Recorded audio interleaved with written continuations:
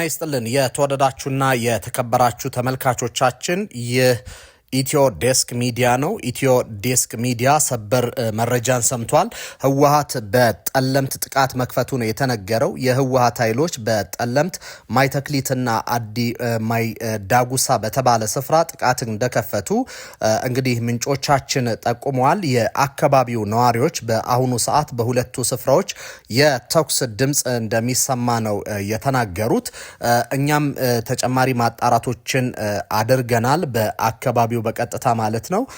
በተለይም የትግራይ ኃይሎች ከዚህ በተጨማሪ ደግሞ በራያና አካባቢ ወታደራዊ እንቅስቃሴ ያደረጉ ነው። ቢሶበር አሁን ያላቸውን የትጥቅ በሙሉ ይዘው ወደ ሻቃይ ከተማ አካባቢ ወይም ደግሞ ወደ ያሉ እየወረዱ እንደሚገኙ ተነግሯል። በባላ በኩል ደግሞ ወደ ጠረጨው ውሃ አካባቢም ተንቀሳቅሰዋል። ስለዚህ በአጠቃላይ ስንመለከት እንግዲህ ገብረ እግዚአብሔር ቃል አቀባዩ ከሰሞኑ የወልቃይት የማይመለስ ከሆነ ጥቃት እንከፍታለን የሚል ነገር አንስተው ነበረ። ያንን ንግግራቸው ተግባራዊ የሆነበት እውነታን የተመለከት ነው። ምናልባትም ሻዕቢያ በመደናገጥ ጥቃት እንዲከፈት ትዕዛዝ ሰጥቶ ሊሆን ይችላል። አሁን በእጃችን ላይ መረጃዎች አሉ። እሱን ነው በቀጥታ የምናቀርብላችሁ። እጅግ ወሳኝ መረጃ ነው። በአካባቢውን ፖለቲካ ለመረዳትና አሁን ምን ተፈጠረ የሚለውን ነገር ለማወቅ ዝርዝር አዘጋጅተናል። እሱን እስከ ዝግጅታችን ፍጻሜ ተከታተሉ ዘንድ ጋበዝን። እንግዲህ በዛሬው ዕለት ከተሰሙ መረጃዎች መካከል እንግዲህ ባለፉት ወራት እንግዲህ መጠነ ሰፊ ዝግጅት ሲያደርግ የነበረው የህወሓት ቡድን በዛሬው ዕለት በጠለምት አቅጣጫ ጥቃት ከፍቷል። ይህን ጥቃት የከፈተበት ዋና ዓላማውም እንግዲህ የወልቃይትን ስፍራ ለመቆጣጠር እንደሆነ በስፍራው የሚገኙ ምንጮቻችን ተናግረዋል። ከዛሬ ከቀኑ 8 ሰዓት ጀምሮ በጠለምት ማይተክሊት እና አዲ ማይ ዳጉሳ በተባሉ አካባቢዎች ላይ የህወሓት ታጣቂዎች የመከላከያ ሰራዊቱ ላይ ተኩስን ከፍተዋል። የምዕራብ የህወሓት ጦር ወይም የቲዲኤፍ የሚባለው በተለምዶ ማለት ነው የሱ የምዕራብ ግንባር አርሚ 11 ኮር 113 ነው በጠለምት በኩል በእነዚህ በጠቀስናቸው ማይተክሊትና አዲ ማይ ዳጉሳ በተባሉ ስፍራዎች ላይ ጥቃቱን የከፈቱት። ህወሓት እንግዲህ ለጦርነት ሲዘጋጅ እንደነበር ባለፉት ወራት በግልጽ ሲናገር ነበር። ከዚህ በተጨማሪም የቡድኑ ቃል አቀባይ የሆነው ኮሎኔል ገብረ ጻዲቅ ባለፈው አርብ በወይን ደረገጽ በኩል ባሰራጨው ቃለ መጠይቅ ላይ ምንድነው ያለው? ለጦርነቱ ሁሉንም ዝግጅት ተጨርሰናል። ወልቃይት ወይም በነሱ አጠራር የትግራይ ሉዓላዊ ግዛት የማይመለስ ከሆነ ጦርነትን ከፍታለን የሚል ንግግርን ማሰራጨቱ ይታወሳል። ከዚህ በተጨማሪም በአሁኑ ወቅትም በስፍራው የህወሓት ታጣቂዎች በወልቃይትን ለማጥቃት በሚመስል መልኩ በዚህ በሱዳን ድንበር ሸረሪና አቅራቢያ ከፍተኛ ቁጥር ያለው ኃይል እንዳስጠጉ ተሰምቷል። በዚህ አቅራቢያ ላይ እንግዲህ የአርሚ 7 የህወሓት አርሚ 7 ኃይል በተደጋጋሚ ትንኮሳዎችን ሲፈጽም ነበር። እዚህ አካባቢ ዝግጅት ሲያደርግ ነበር። እንደውም ከወራት በፊት ቡድኑ በዚህ አካባቢ የድሮን ቅኝት ተደረገብኝ የሚል ጉዳይን ሲያነሳ እንደነበር የምናስታውሰው ነው። ህወሓት ይህንን ነገር ለማድረግ ለምን ፈለገ ከሚለው ጥያቄ በፊት አንዳንድ ጉዳዮችን አስቀድመን እናንሳ። ምክንያቱም ከሰሞኑ በርካታ ጉዳዮች እየተነሱ ነበረ። በተለይም የህወሓት መካከለኛና ከፍተኛ ወታደራዊ አመራሮች በመቀሌ ተጠርተው ነበረ ለስብሰባ የጦርነት እቅድ ለመንደፍ።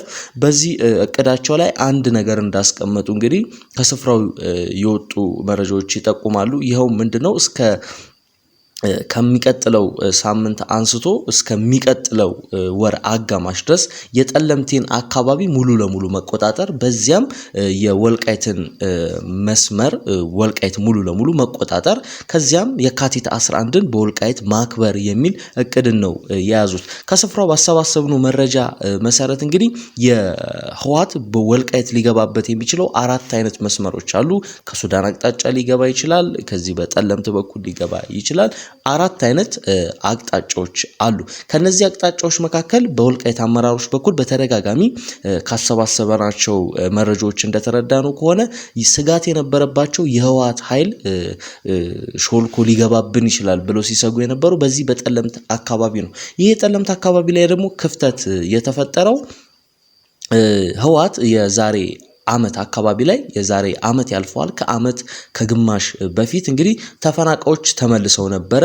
ያንን ያስፈጸሙት ደግሞ አቶ ጌታቸው ረዳና ጀነራል ታደሰ ወረደ እንደነበሩ የሚታወስ ነው። በዚያን ወቅት ላይ ተፈናቃዮች ከተመለሱ በኋላ የመከላከያ ሰራዊትም በጣም በጥቂት ቁጥር ከዛ አካባቢ የነበሩ የአማራ ታጣቂዎችም እንዲወጡ ተደርጎ ነበር። ከዚያም ጥቂት የትግራይ ወታደሮችም ልክ ራያ ውስጥ እንደገቡትም ገብተው ነበር ቁጥራቸው ያለ ቢሆንም ነገር ግን ተፈናቃዮች ሴፍቲ እየተሰማን አይደለም በማለታቸው ለቀው እንዲወጡ ተመልሰው እንዲፈናቀሉ ወይም ወደ ተፈናቃይ ካምፕ ገብቷል። ይህን ተከትሎ ከዚያን ጊዜ አንስቶ በአካባቢው አስተዳደር አልባ ሆኗል።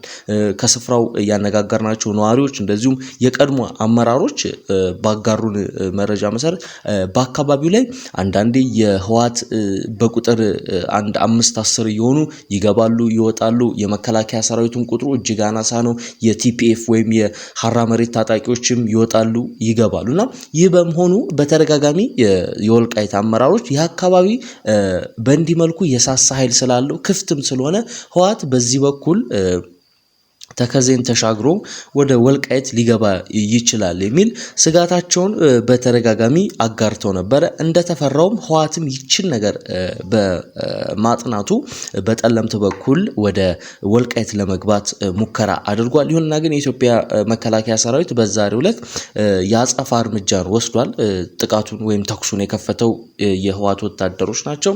የመከላከያ ሰራዊት አጸፋ ወስዷል። በዚህም ሁለት የክፍለ ጦር አዛዦች የምዕራብ ግንባር አርሚ 11 ኮር 113 ሁለት የክፍለ ጦር አዛዦች መማረካቸውን ፎቶግራፎች ጭምር ደርሰውናል። ህወሓት ባለፈው ሳምንት ሁለት ውሳኔዎችን አሳልፎ ነበር። ይህን ውሳኔ ያሳለፈው የህወሓት ፖለቲካዊና ወታደራዊ ክንፍ ነው።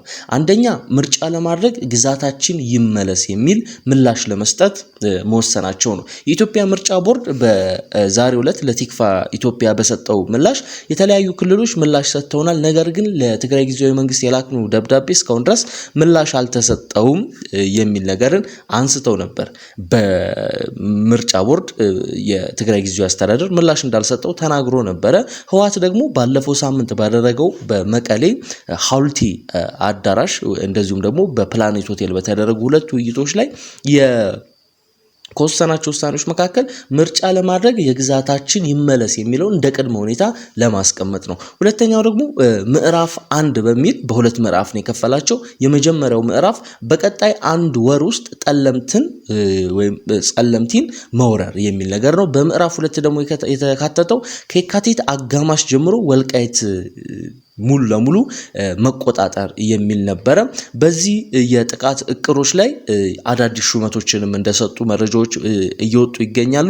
የሰራዊት መሪ ተደርጎ የተሾመው ጀነራል ገብረስላሴ ግርማይ ወይም ወዲ እምበይቴ ናቸው። ወዲ እምበይቴ የሚታወቁት ፊልድ ማርሻሉ ከዚህ ቀደም በአንድ መድረክ ላይ አንድ የሰጡት አስተያየት ነበረ። እሱ ምንድነው? ህወሓት የደበቀውን ታንክና ከባድ መሳሪያ አስረክቦ መውጣት ወይም መገንጠል ይችላል የሚል ንግግር ተናግረው ነበር። ያን ተከትሎ ጀነራል ወዲ እምበይታይ ወይም ደግሞ ጀነራል ገብረስላሴ ግርማይ ምላሽ ሰጥተው ነበር ለዚህ ለፊልድ ማርሻሉ ንግግር። አቅማችን እንደ ትናንቱ የፌዴራል መንግስቱ እንደሚያስበው እንደ ትናንቱ አይደለም፣ ተጠናክረናል፣ ፈርጥመናል፣ ጡንቻችን አድጓል የሚል ነገርን ምላሽ ሰጥተው ነበር። ሌላው በዚህ አዳዲስ የጦር አዛዦችን በሾምበት ወቅትም ዘመቻ መምሪያ የተሾሙት ጀነራል ዮሐንስ ወይም ጆን መዲድ ናቸው። እኚህ ጀነራል እንግዲህ በራያ መስመር ወይም በራያ ግንባር ያለውን አርሚ ወይም ክፍለ ጦር የሚመሩ ናቸው።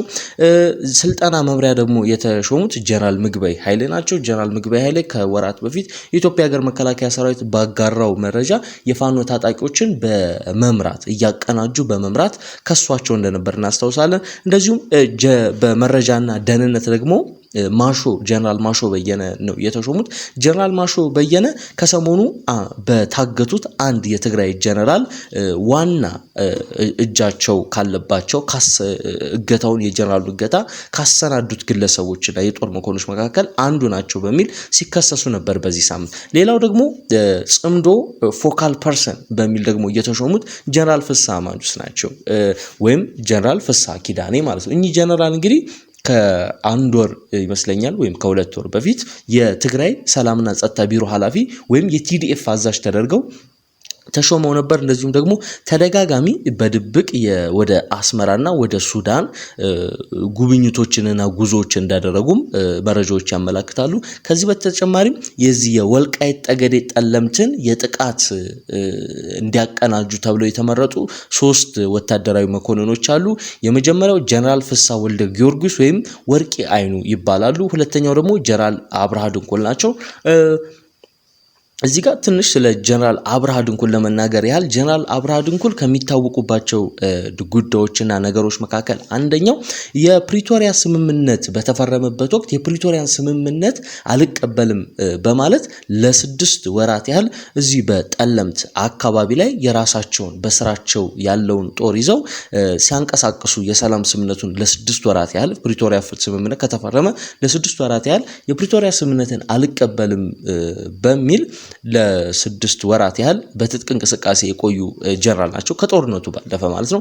ሌላው በዚህ በወልቃይት ያለውን ጦርነት እንዲመሩለት ህወሓት የሾማቸው ኮሎኔል ጸጋይ ማርከስ ናቸው። እንግዲህ ህወሓት እነዚህን ውሳኔዎች ካሳለፈ በኋላ ነው እንግዲህ በዛሬው ዕለት ጥቃቶችን የከፈተው። የነዚህ ጥቃት ዓላማና ከጀርባ ያለው አቀናጅ ደግሞ ጥቃት እንዲከፍቱ ያነሳሳቸው ወይም እንዲያደርጉ ጥቃት እንዲከፍቱ ትዕዛዝ የሰጣቸው የኤርትራ መንግስት እንደሆነ መረጃዎች ይጠቁማሉ። ከሰሞኑም ወደ ኤርትራ ጉዞ ያደረጉ የትግራይ ወታደራዊ አመራሮች እንዳሉ መረጃዎች ይጠቁማሉ።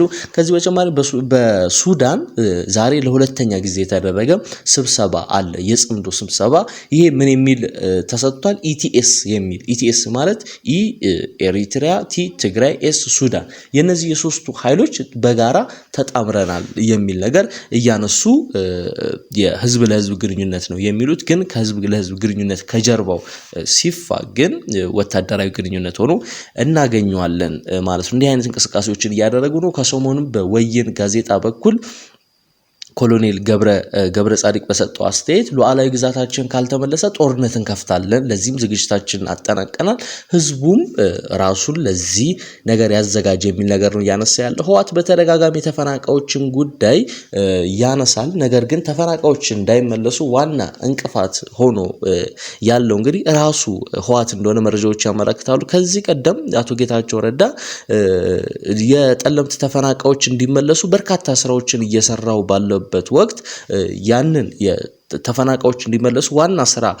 እንዲሰራ ተመድቦ የነበሩት ጀነራል ታደሰ ወረደ ስራውን ላለመስራት ስልካቸውን አጥፍተው ይጠፉ ነበር በሚል ወንጅለዋቸውና ከሰሷቸው ነበር።